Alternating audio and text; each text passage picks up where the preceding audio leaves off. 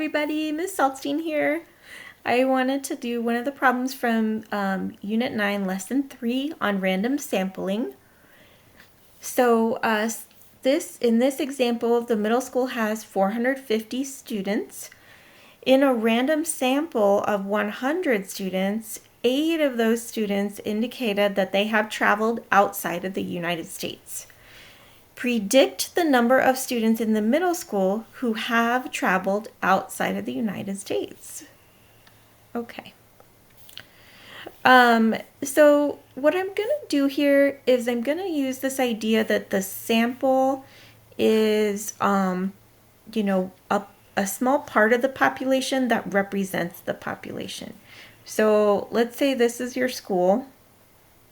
That's my drawing of an old-fashioned schoolhouse with the little bell at the top. Okay, we're not going to ask everybody. We're just going to ask 100 of the students because maybe that's more practical. Okay, it doesn't take as long. And, having 100 is something, it's pretty easy to do math on that. So that's nice too. Nice round number there. Okay. So 8 of the 100 have traveled outside the U.S. So traveled over total is how I'm going to make my ratio. So in the sample, that was 8 out of 100. Okay. If we've done the sample right, if it's not biased, meaning we gave everybody a fair shot of being in the sample, okay? We didn't just pick the student athletes. We didn't just pick the 6th graders, okay? Everybody had a fair shot of being asked if they've traveled outside the U.S., then that should be proportional to the number who have traveled outside the U.S. over the total in the school, which was 450. Okay. Now all I have to do is solve that. And I'm going to go ahead and just solve using cross products.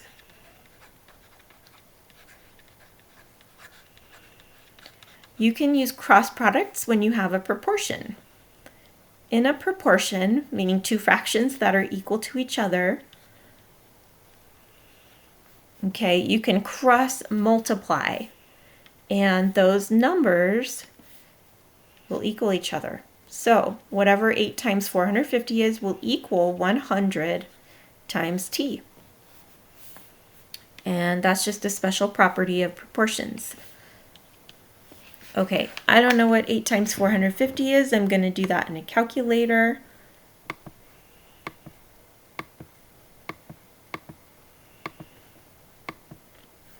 $3,600.